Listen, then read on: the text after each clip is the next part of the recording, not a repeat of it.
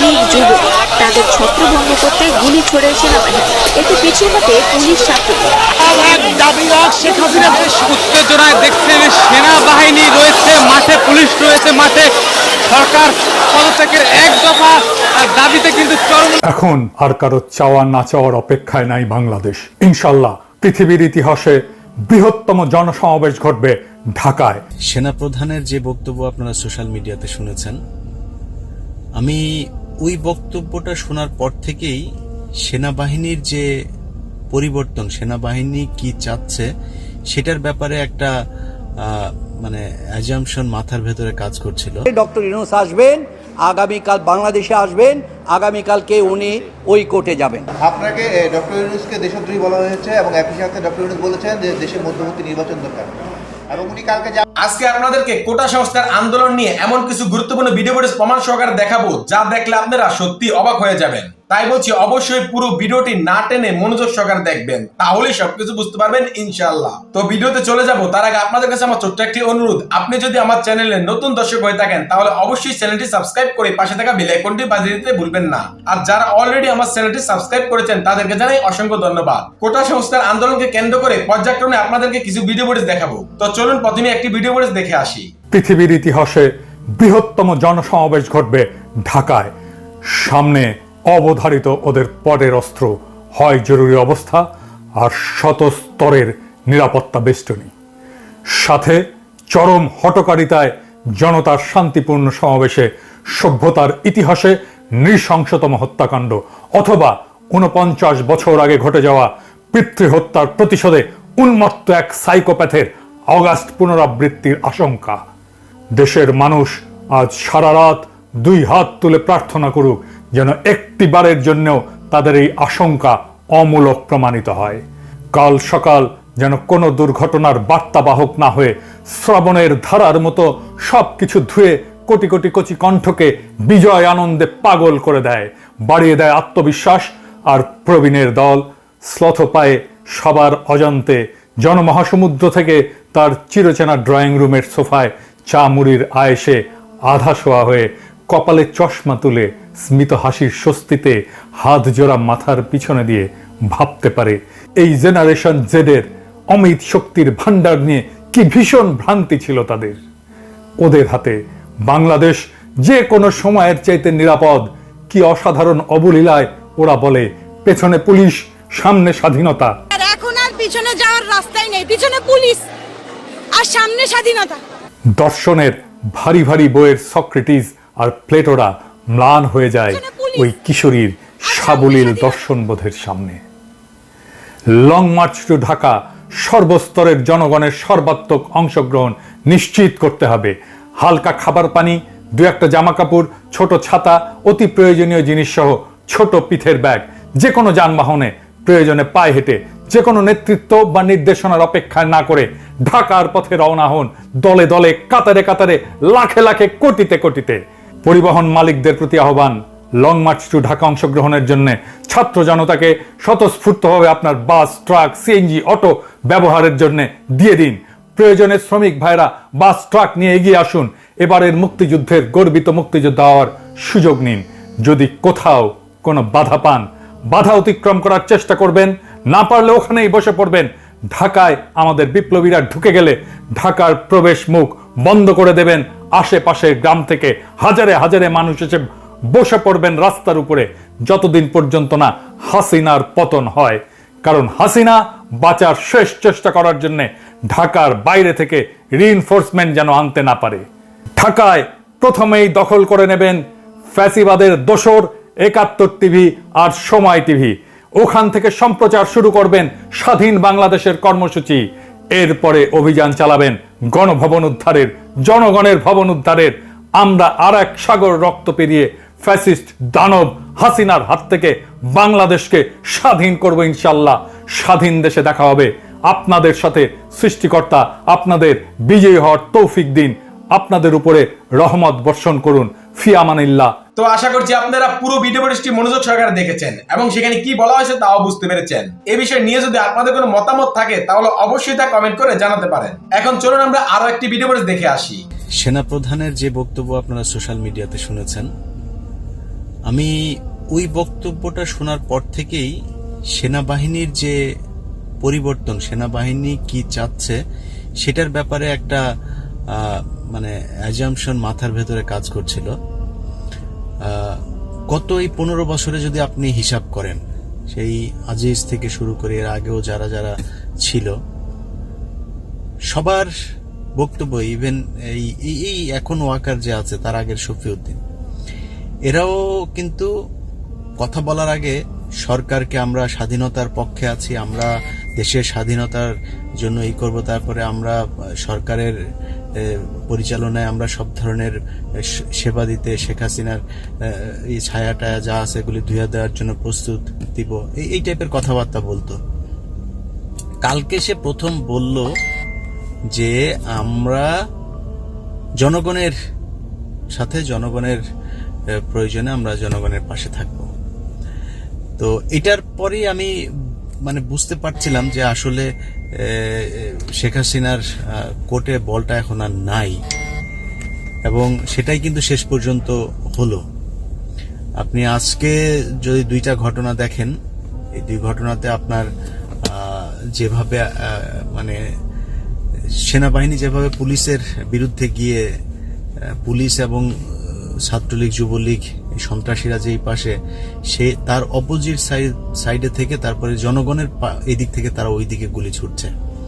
এটা যদি উপরের দিকে করছিল, কিন্তু এই দৃশ্য তো আমরা গত 15 বছরে পাই নাই। অতএব এটা বুঝতে হবে যে সেনাবাহিনী শেখ হাসিনার এই যে অবৈধ শাসনের, মানুষের বিরুদ্ধে গিয়ে জনবিরোধী যে ক্ষোভ, এই ক্ষোভের যে দায়ভার সেটা তারা নিতে চায় না।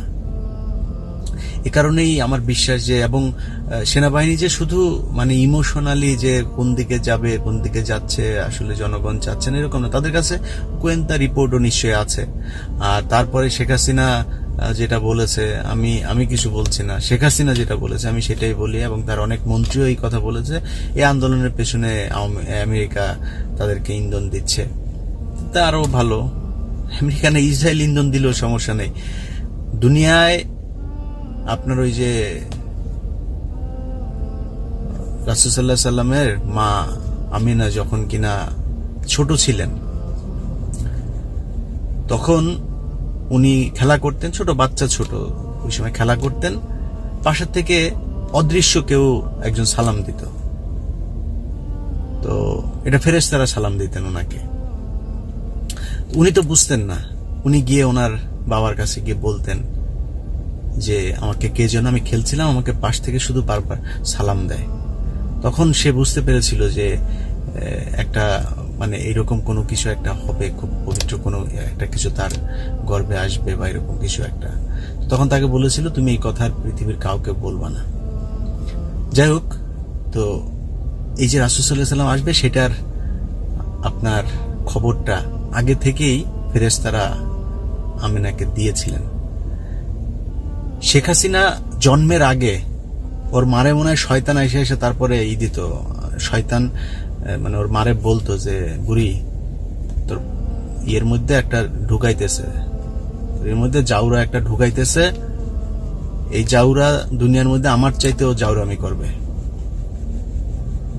বিশ্বাস করেন, মানে রাগ করে, ক্ষোভ করে, কোনো করে না, মানে ইমোশনাল হয়ে কথা বলছি না, আমার বিশ্বাস দুনিয়ার ভেতরে যদি 100টা জাউরা এই পর্যন্ত সর্বোচ্চ জাউরা যেগুলি জাহান্নামের একদম সামনে থাকবে না, আমার বিশ্বাস যে 100টার মধ্যে ও একটা পড়বে, ফেরাউন টেরাউন টাইপের, এই টাইপের 100র মধ্যে ও একজন। আমি এর চাইতে জাউরা আর দুনিয়ার মধ্যে দেখি না, এটার চাইতে জাউরা এই মুহূর্তে দুনিয়ার ভেতরে নাই। আপনি কল্পনা করতে পারেন একটা মানুষ কত বড় অসভ্য, কত মানে নরপিশাচ, কত রক্ত চোষা হইলে লাশগুলো নিয়ে কি করলো দেখেন আপনি। কয়দিন ধরে মানুষ মারা গিয়েছে, সেখানে সে ইডেন কলেজে গিয়া, ইডেন কলেজের আহারে ওই মহিলাদের সাথে সে কি অবস্থা, ওরা এসে করছে, কান্নাকাটি করছে। সে ওখানে গিয়া বলছে আমার ছাত্রলীগের নেত্রীদেরকে হলে থাকতে দিচ্ছে না, বেঁধে রেখেছিল এই সেই। ওরা তো এই ছাত্রীদেরকে আজকে ধরে এই যন্ত্রণা দিচ্ছে না, তো এমনিতেই তো এরা পাগল হয় নাই। পাগল হওয়ার তো পিছনে কারণ আছে। বাচ্চাগুলো মারা গিয়েছে সেখানে। এই যে গাজীপুরের জাহাঙ্গীর, এখন যতটুকু শুনছি যে জাহাঙ্গীরকে শেখ হাসিনা নিজে মারতে চেয়েছে, সেইটা করে সে কি নাটক, সে জাহাঙ্গীরকে নাকি বাঁচাতে চেয়েছে, এই সেই। তো আশা করছি আপনারা পুরো ভিডিও ফুটেজটি মনোযোগ সহকারে দেখেছেন এবং সেখানে কি বলা হয়েছে তাও বুঝতে পেরেছেন। এই বিষয় নিয়ে যদি আপনাদের কোনো মতামত থাকে তাহলে অবশ্যই তা কমেন্ট করে জানাতে পারেন। এখন চলুন আমরা আরো একটি ভিডিও ফুটেজ দেখে আসি। উনি জাতিসংঘের মহাসচিবের একজন অন্যতম 7 জনের একজন উপদেষ্টা। ওনাকে যখন ওনার দেশ সম্পর্কে বলা হয়েছে কি, তখন তো উনি বিবৃতি দিতে বাধ্য। আজকে রাত্রে ডক্টর ইউনূস আসবেন, আগামীকাল বাংলাদেশে আসবেন, আগামীকালকে উনি ওই কোর্টে যাবেন। আপনাকে ডক্টর ইউনূসকে দেশদ্রোহী বলা হয়েছে এবং একই সাথে ডক্টর ইউনূস বলেছেন যে দেশে মধ্যবর্তী নির্বাচন দরকার, এবং উনি কালকে যাবেন কিনা। ডক্টর ইউনূস সাহেব, আপনারা জানেন প্যারিসের অলিম্পিকের উনি 3 জন বিশেষ অতিথির একজন। পৃথিবীর এত বড় অলিম্পিকের উনি একজন। এবং আরও শুনে আপনারা খুশি হবেন, সোশ্যাল বিজনেসটাকে, এইটা অলিম্পিকটাই উৎসর্গ করছে সোশ্যাল বিজনেসের নামে। এইটা হচ্ছে বাংলাদেশের গর্ব। আগামী 100 বছর পর, ইউনূসের পর, রবীন্দ্রনাথের পরে 125 বছর পরে নোবেল পেয়েছে 2 জন। ডক্টর ইউনূসের পরে নোবেল পেয়ে সারা পৃথিবীর সমস্ত নোবেল এবং সারা পৃথিবীর রাষ্ট্রনায়ক, সমস্ত জনগণের নেতা বাংলাদেশের একজন হতে পারবে, এই আশা হয়তো আমরা করতে পারি না। আর এই ব্যক্তিকে বলা হয়েছে যে আপনি রাষ্ট্রদ্রোহী করেছেন। কি করেছেন? উনি 21 তারিখ বাংলাদেশ ছেড়েছেন আপনার প্যারিস অলিম্পিকে যাওয়ার জন্য। সেইখানে প্যারিস অলিম্পিকে যাওয়ার পথে উনি বাংলাদেশের এই ঘটনা দেখেছেন। এই ঘটনা দেখার পরে বাংলাদেশের কয়েকটি টিভি সব সময় ডক্টর ইউনূসের বিরুদ্ধে অভিযোগ করেছেন, যেমন 71, সময়, ডিবিসি, এবং এই টিভিগুলি বলেছেন আপনি তো দেশের পক্ষে কথা বলেন না, আপনি বিদেশের পক্ষে কথা বলেন। তিনি নিজের চোখে দেখে গিয়েছেন। উনি জাতিসংঘের মহাসচিবের একজন অন্যতম 7 জনের একজন উপদেষ্টা। ওনাকে যখন ওনার দেশ সম্পর্কে বলা হয়েছে কি, তখন তো উনি বিবৃতি দিতে বাধ্য। সেই বিবৃতিটা তো উনি জাতিসংঘের মহাসচিবের উপদেষ্টা হিসাবে তা তো বলতে পারে না। নির্বিচারে এই যে ছাত্রদেরকে হত্যা করা হয়েছে, গুলি করা হচ্ছে, জনগণকে গুলি করা হচ্ছে, এবং 32 জন শিশুকে গুলি করে হত্যা করা হয়েছে, উনি এই জিনিসটা তুলে ধরেছেন। এবং উনি এটা তুলে ধরে বলেছেন এই জিনিসটা হয়েছে কেন, কারণ একটি সঠিক সাধারণ নির্বাচন ছাড়া সরকার হওয়ার কারণে আজকে এই ঘটনা হয়েছে। তাই উনি সাধারণ নির্বাচনের কথা উনি বলেছেন। উনি একজন নাগরিক হিসাবে কথা বলেছেন। আজকে বাংলাদেশের প্রতিটা জায়গায় আপনাদের টিভির কাছে সবাই বলছে তাদের ব্যাপারটা রাষ্ট্রদ্রোহী হয় না, ডক্টর ইউনূসের ব্যাপারটা রাষ্ট্রদ্রোহী হয়। এর চাইতে দুর্ভাগ্য আর কিছু নাই। কালকে আজকে রাত্রে ডক্টর ইউনূস আসবেন, আগামীকাল বাংলাদেশে আসবেন, আগামীকালকে উনি ওই কোর্টে যাবেন।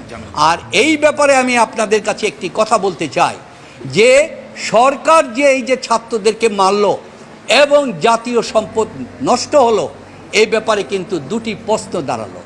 একটি প্রশ্ন জাতীয় সম্পদের ব্যাপারে, আমরা যদি প্রথম যদি বলি জীবনের কথা, ধরেন একজন ব্যক্তি অত্যন্ত দামি গাড়ি নিয়ে তার ছেলে গাড়িটা নিয়ে অ্যাক্সিডেন্ট করে ফেললো, মারা গেল। ওই পরিবার কি ছেলেকে দেখতে হসপিটালে যাবে নাকি না দামি গাড়িটা দেখতে যাবে? সেটা কখনো হয় না। তাই আজকে যেই সম্পদের কথা বলা হচ্ছে, মেট্রো রেল এবং এগুলি, একজন আইনজীবী হিসাবে আমরা কিন্তু একটু সন্দেহের দৃষ্টিতে দেখব, যেটাকে আইনের ভাষায় বলা হচ্ছে বেনিফিট অফ ডাউট। যখন এগুলিতে আগুন লাগলো, সেখানে কি পাহারা ছিল?